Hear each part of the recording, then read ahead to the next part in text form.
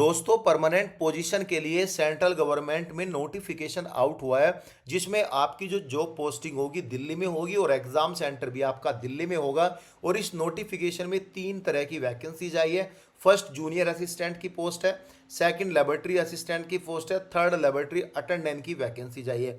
इसमें 12th graduation pass candidate eligible apply करने के लिए। एंड गाइस पे लेवल और सैलरी यहाँ पे आप देख सकते हो किस कैटेगरी में कितनी सैलरी आई है। यह जो वैकेंसीज अनाउंस हुई है इंस्टीट्यूट ऑफ होम इकोनॉमिक की तरफ से आउट हुए है, जिसका नोटिफिकेशन 14 फरवरी 2026 को आउट हुआ था।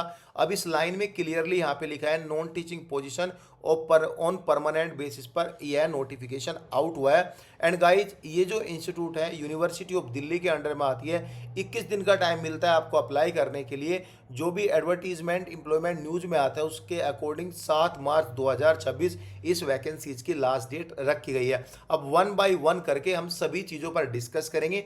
जूनियर असिस्टेंट पे लेवल 2 की सैलरी रहेगी। एंड गाइज आप सभी को पता है दिल्ली स्टेट जो है वह हाईएस्ट टीपीए, इवन आप सिटी भी बोल सकते हो, हाईएस्ट टीपीए यहाँ पे आपको सैलरी मिलती है। लगभग लेवल 2 के लिए आपकी सैलरी 50,000 रुपये के आसपास रहेगी, जिसमें टोटल 5 वैकेंसीज आई है। बाकी ओबीसी के लिए 2, यूआर के लिए 2 और ईडब्ल्यूएस कैटेगरी के लिए 1 वैकेंसीज आई है। एससी एसटी कैटेगरी वाले फॉर्म फिल करना चाहते हो तो वह यूआर कैटेगरी के लिए एलिजिबल होंगे अप्लाई करने के लिए। लेबोरेटरी असिस्टेंट के लिए पे लेवल 4 की सैलरी रहेगी, जिसमें कि 70,000 के आसपास आपकी सैलरी रहेगी। टोटल 2 वैकेंसीज आई है और जनरल कैटेगरी ही एलिजिबल है इसमें अप्लाई करने के लिए। एंड गाइस लेबोरेटरी अटेंडेंट के लिए पे लेवल 1 की सैलरी, जिसमें लगभग 35,000 के आसपास आपकी सैलरी रहेगी। इसमें टोटल 14 पोस्ट आई और इसके लिए 12वीं पास कैंडिडेट है तो आप एलिजिबल है अप्लाई करने के लिए। एंड गाइस यहाँ पे जनरल के लिए 6 आई है, ईडब्ल्यूएस के लिए 1 वैकेंसीज आई है, ओबीसी के लिए 2 वैकेंसीज आई है, एसटी के लिए 1 आई है, एससी कैटेगरी के लिए 2 वैकेंसीज आई है। अब जो यहाँ पे ये कैटेगरी दिया है यानी जूनियर असिस्टेंट लेबोरेटरी असिस्टेंट के लिए पीडब्ल्यूबीडी कैटेगरी एलिजिबल नहीं है अप्लाई करने के लिए। हालांकि लेबोरेटरी अटेंडेंट में पीडब्ल्यूबीडी कैंडिडेट एलिजिबल है अप्लाई करने के लिए। आपको इंस्ट्रक्टेड किया गया है केयरफुली आप एलिजिबिलिटी क्राइटेरिया देख के ही इसका फॉर्म फिल करें। अगर आप एक से ज़्यादा फॉर्म अप्लाई करना चाहते हैं तो आप अप्लाई कर सकते हैं अगर आप एलिजिबल है, लेकिन गाइज आपको फॉर्म एंड फी सेपरेटली पे करना पड़ेगा। अब यहाँ पे हम बात करेंगे एसेशनल क्वालिफिकेशन एंड एज क्राइटेरिया के बारे में। जूनियर असिस्टेंट की जो पोस्ट आई है उसके लिए बैचलर डिग्री रखी गई है। इंग्लिश में आपकी typing speed 35 word per minute, Hindi में typing speed 30 word per minute आपका होना चाहिए। बाकी प्रोफिशिएंसी इन कंप्यूटर ऑपरेशन यानी किसी भी तरह का कोई दूसरा सर्टिफिकेट नहीं देना है। ग्रेजुएशन की डिग्री के बेस पर आप यह फॉर्म अप्लाई कर सकते हैं। जो एज का रिलैक्सेशन होगा वह as per university of Delhi UGC जो कि इस वैकेंसी की लास्ट डेट है उससे काउंट किया जाएगा। इसमें अप्लाई करने के लिए आपकी उम्र 32 साल से नीचे होनी चाहिए। 18 साल से ऊपर 32 साल से नीचे आपकी उम्र होनी चाहिए। लेबोरेटरी असिस्टेंट के लिए बात करेंगे पे लेवल 4 एज पर 7 सीपीसी आपको सैलरी मिलेगी। बैचलर डिग्री के साथ साथ मिनिमम 2 ईयर का experience, maintenance experience scientific instrument in laboratory में है तो आप एलिजिबल होंगे अप्लाई करने के लिए।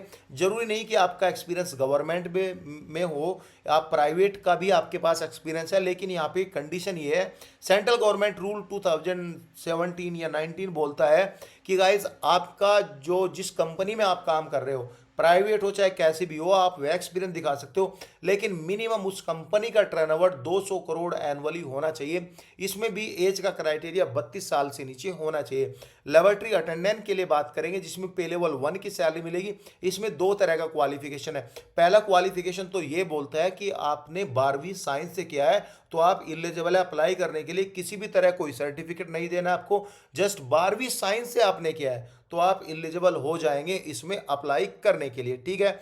अब दूसरा क्वालिफिकेशन ये बोलता है अगर आपने 12वीं साइंस से नहीं किया, आपने 10वीं पास किया या 12वीं किया है लेकिन आईटीआई रिलीवेंट ट्रेड में किया है, लेबोरेटरी में किया है तो आप एलिजिबल है अप्लाई करने के लिए। कोई सर्टिफिकेट या फिर स्किल सर्टिफिकेट प्रोग्राम में आपका सर्टिफिकेट है तो आप एलिजिबल है अप्लाई करने के लिए। 32 साल से नीचे आपकी उम्र होनी चाहिए। जनरल कंडीशन में खास कुछ इंपॉर्टेंट इंफॉर्मेशन नहीं है, इसमें यही बताया है कि सेंट्रल गवर्नमेंट की वैकेंसीज है। अगर आपको एज का क्राइटेरिया चाहिए तो ओबीसी को मिलती है 3 साल की छूट, SC ST कैटेगरी को मिलती है 5 साल की छूट। जो भी 32 साल का क्राइटेरिया इन लोगों ने हर वैकेंसीज में रखा है, अगर आप ओबीसी कैटेगरी के कैंडिडेट हैं तो आप 18 से 35 साल तक अप्लाई कर सकते हो। अगर आप ST SC कैटेगरी के कैंडिडेट हैं तो आप 18 से 37 साल तक आप अप्लाई कर सकते हो।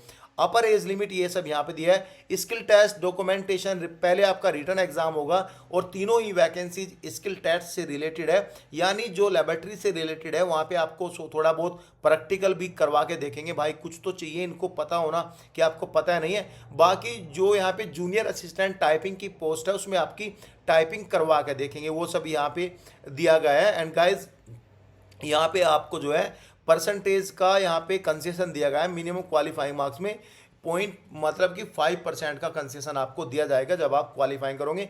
कास्ट का यहाँ पे देख लेना, फाइनेंशियल ईयर का सर्टिफिकेट आपका होना चाहिए। बाकी यहाँ पे कुछ ऐसा इंफॉर्मेशन नहीं है जो हम आपको बता सके। इवन जो इसकी एग्जाम की इंफॉर्मेशन है, इसका सिलेबस है, वो दिल्ली यूनिवर्सिटी वाला जो सेम सिलेबस है वही यहाँ पे एप्लीकेबल होगा।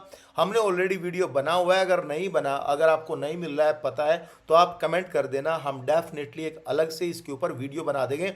एंड गाइज एप्लीकेशन फ़ी के बारे में बात करते हैं। जनरल कैटेगरी के लिए 1000 रुपये पे करने हैं, ओबीसी कैटेगरी, EWS कैटेगरी और फीमेल कैटेगरी को 800 रुपये पे करने हैं। फीमेल चाहे जर्नल की हो उनको भी 800 रुपये पे करने हैं। फीमेल यहाँ पे स्पेशल क्राइटेरिया में 800 रुपये पे करने हैं। ST SC PWBD कैटेगरी को 600 रुपीज़ पे करने हैं।